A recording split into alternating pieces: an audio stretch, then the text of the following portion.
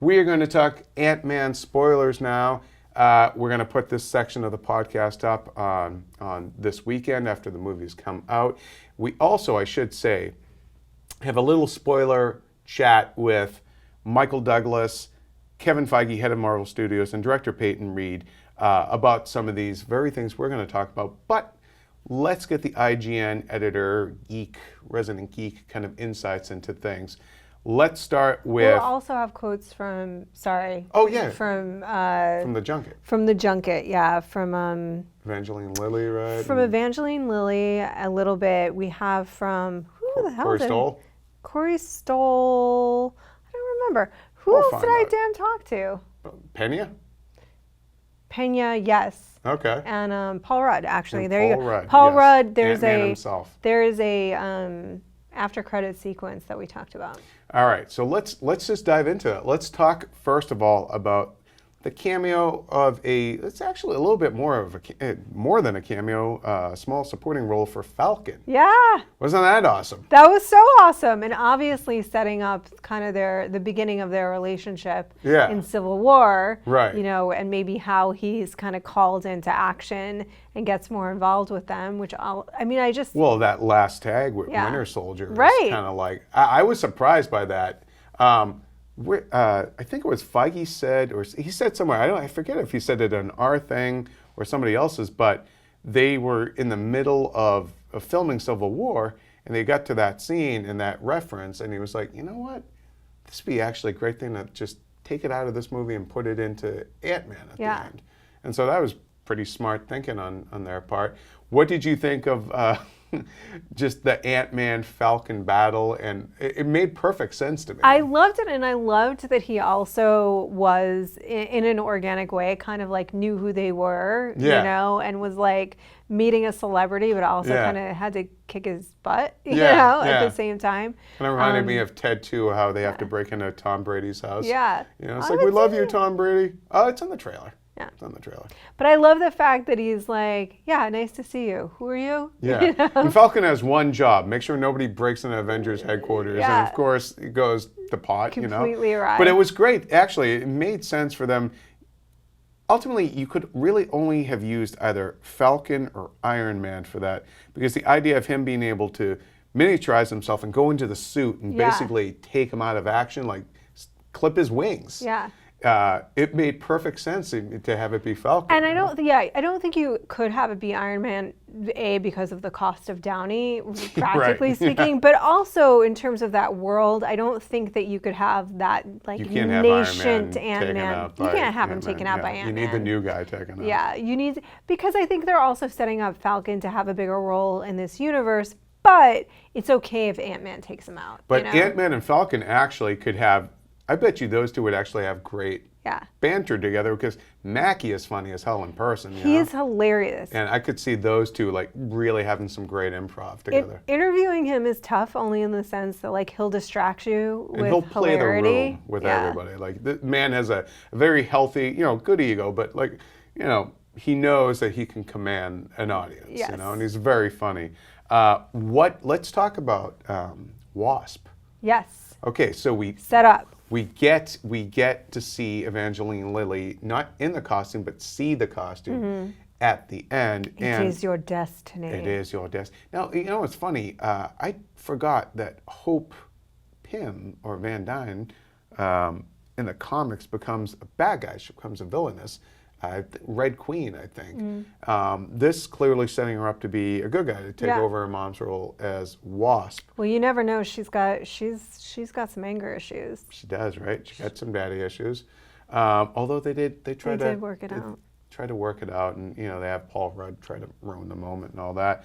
But we never get to see her face, but we do see young Wasp and young Hank Pym in action, and that the scene on the rocket where they're trying to disarm the nuke and put it into reminded me a bit of like the Captain America origin. I mean, the Captain America story from the old comics where Bucky dies. It's kind of a similar thing. Like, they're trying to stop the thing that's defuse the bomb, and one of the heroes doesn't make it. You know? I think that it's funny because I don't think in a manipulative way, but in a way that they have hedged their bets because seemingly that it is possible to get someone out of there once they're in. Yeah, into the subatomic realm. So, and if she's gone to a place where their space and time no longer exist, then she's the same age. Now that's what I was curious about was, and I asked the filmmakers about this when they came in, and you guys can watch that video. They kind of wouldn't quite say anything except Peyton Reed said, if you look closely in the sequence where he's in the subatomic level, you might notice a little something somewhere. So now I can't wait to see the movie again to look for that. But yeah, that's what I was thinking. It was like, wait a minute, she's been down there for 25 years. She's starved to death, but I don't think, you and I talked to this, time froze, and there is no time, there is no space, so she doesn't what about your actual bodily functions, because you still exist? But there is no 25 years. For her, it's been a second. Or forever. It's absence of time.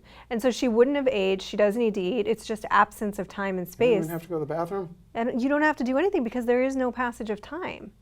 There is no sucks, time. Though. That's like a living hell. Well, yeah, I mean, wouldn't she come out of that and just be absolutely? She may be bonkers. Batty. Maybe she's the bad guy.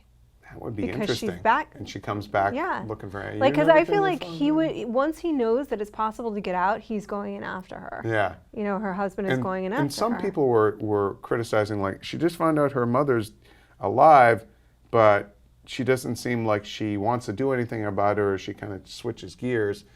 I'm like, look, you just jumping into the subatomic levels, you got to be a little prepared for that. Yeah, exactly. I think like she would either go in after her or he would go in after her. Although he says he can't because the suit took a toll on her, so maybe it would be her. But they could rebuild the suit. And, it's interesting, the fact that he could essentially, in a way, like turn himself into Giant Man in a way that just to escape it, even though he just turning himself back into his normal size.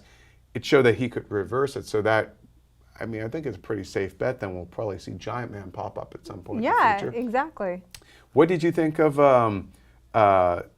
Corey Stoll's Yellowjacket?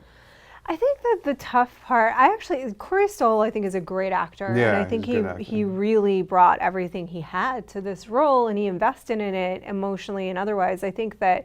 I told him this at the junket, and I think that the odd effect that he had as a character. Sorry, allergies. No, yeah, it's ants inside there, little tiny soldiers inside your nose, the subatomic zone of your nose. An army comes out. I feel like the odd effect that he had was selling me on the idea of Ant-Man, because his enthusiasm for tiny soldiers was so unabashed that I was like, yeah, it makes sense to me. Yeah. Like, I'm buying what this guy's selling, I feel like that's actually the purpose that he served. He also was like a catalyst for some really fun and really, really, I thought, unique action sequences that worked within this world. That whole last bit and the kids Cure. Yeah. The Cure moment. Yeah, I was such a Cure fan that I was just like, when they started playing Disintegration. And then the only, my thing is that ultimately I feel like Yellowjacket's a weak villain, yet another Marvel villain that didn't quite, good actor, weak character kind of thing. He did, to me, seem like the poor man's Obadiah Stane. Well, I also felt like, same kind of arc, because you didn't get a chance to really know him, that whole mentor-mentee arc where he's so upset that Hank never gave him any... Because Hank doesn't seem like he really gives a damn. No, he doesn't. And the fact that like sort of was driving him, I thought that they didn't sell all that well emotionally. Yeah, they needed to kind of dive. You could tell that was like one of those rewrite moments where we don't really have time to dive into that. But if you say it enough times, they'll get it, and that'll be his motivation. Yeah, other than just rule money. Of three, you just say something 3 times, and Because I think they didn't want the motivation just to be that he was greedy, but he started going nuts from using the suit and not being, the helmet wasn't like, the way that. But I never felt like they really distinguished that much between the guy that was just a D-bag and the guy that was an insane D-bag. Yeah. You know what I mean? No, it needed a scene or two of sort of clarification of that. I definitely agree. Michael Pena, Oh my scene God. stealer, you know? He was so great. I would say that he would stole the show, but I think everybody around him was so great that he didn't. It was but a great ensemble. You know? He was awesome. Yeah. He was hilarious. Yeah, and just that whole, you know, it kind of again like an Ocean's 11 thing, but telling the story and then having everyone else act out. You know, and then the scene. and Paul Rudd is such a great comedian, and I said this in my review, there's something about him that's really fascinating because he has been a movie star for most of his adult life, and he still seems like a dude, like just one of the guys that's He's been around for like 20 years. He was on Friends. And I love the like, you know, just wrong details, you know, as he's telling the story. And they're absolutely the wrong details, but they're hilarious details that he's telling. What did you think of the 1980s like kind of preamble, the prologue, where you get to see like the Shield headquarters being built? What did you think of the de-aging effect? You know, it's funny because I heard a few people had problems with it. It worked just fine for me. Yeah. I thought the archival footage of the Ant-Man. Oh, right. That's why you needed Corey Stoll to sell you on it, because I think it could have looked very silly. Yeah. But the fact that he's like, this is awesome. Yeah. Let me tell you why this is great and it really works. You take that journey with him. Right. That's the first person that sells you on this idea. Yeah, no, it's true. Yeah, and the also like just seeing John Slattery back as Howard Stark and Haley Atwell. I find it funny that they digitally de-aged him and then just did makeup for her. Yeah. You know, why can't you do both? Looks expensive. I guess so. Because one, you have an option, and the other, you don't. That's true. You can age her with makeup, but you can't de-age him with makeup. No. If you could do that, there's a whole world of money to be made in the cosmetic industry. What did you think of the little Spidey reference made there at one point with Falcon? It's so funny because I heard that Feige was saying, "Oh, that wasn't a direct Spider-Man reference," but I'm like, really? It said something about crawling walls or crawling something. walls and swinging through the city. Yeah, that's not Spider-Man, because that seems like that's Spider. I think that's. Is it Batman? You know what I mean? Like, it's definitely Spider-Man. Yeah. I feel like they probably shot a bunch of like, you know, one-offs on different things and like, hey, look, if we got the rights, we can throw that in there. Yeah. You know, what the hell, get one take of that. But it was cool to see them start setting it up, and I do hope that at some point in Civil War, because we know both characters are in there, that Ant-Man and Spider-Man have some sort of like, you know, bug discussion of like, hey, we're the only two insect-themed heroes. Hey, what's going on? Hey, what do you think? What's you know, up, Buggy boy? Don't spiders eat ants? Yeah, spiders eat all other bugs pretty much. Yeah. Do they like flies? Maybe they won't get along together. But he likes this flying ant. I love the fact that the ants were characters in the movie to the point that you got attached. Anthony or whatever, you know. And when he shows a little wing, like he bought it, he took one for the team. He did, you know? little Anthony. Yeah. Anthony. Yeah. I thought that was great. I thought the ant effects and the way that they kind of each group of ants had their own sort of function, which I guess is true to nature. Was really fascinating, and I could see kids really responding to this movie. Oh yeah. Are ants the new dinosaurs? I hope so. Maybe they'll get. Remember, ant farms used to be a thing back in the day. Yeah. I was teasing some of the Marvel people about like, man, you really missed the chance for a branded Marvel ant farm with this movie, you know. But any other final thoughts on Ant-Man? You know, I honestly, it's funny because I really think it's fun. You know, I think Guardians for me is my favorite, and then right with it is Winter Soldier. Yeah.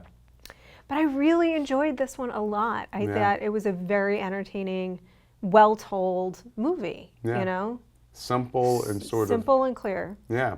Great cast. I thought it was. I thought it was a lot of fun. I would probably put it like middle of the pack of Marvel movies. I thought it was well directed too. Yeah, I like Payne Reed. I thought it was, and I thought it was some of the moments of visual humor in there, like the Thomas the Train and all that, just fantastic. And I love that it was something different. Like we went to, it showed you a totally different facet of the Marvel universe than just a portal opening up from a sky and fighting some dude, or you know. Many dudes. In a weird way, it was an antidote to Avengers: Age of Ultron, which I liked, but it had a lot of problems, and frankly went in one ear and out the other with me. So I think that this is such a different film. Like it's just, you know, reminds me more of like the Phase 1 movies. Yeah, I mean, to me, Ultron, like you have to know so much already to really be able to connect to that movie. It's just a tough problem. That movie was. Yeah. It was a hard, unwieldy beast, I think. Right. And this one isn't. You know, I think that like. Again, my brother, who is always the one, could easily go see this movie and follow. I mean, he wouldn't really quite get who Falcon is, but it would also be fine. He would get that was a funny moment. I mean, they name check Avengers, so he's like, all right, one of those guys. Yeah, exactly. But all right, well, we want to know what you guys thought of Ant-Man. Be mindful of spoilers, I guess, but hey, it's a Spoilercast, so. Just, you know, don't ruin it for other people that you know haven't seen it yet. You know, don't be a jerk to your friends or people online. Just be mindful of it, as I'm sure you will be. There's only a few bad apples. But overall, we highly recommend Ant-Man. You are the official reviewer of that movie, and I concur. It's a lot of fun.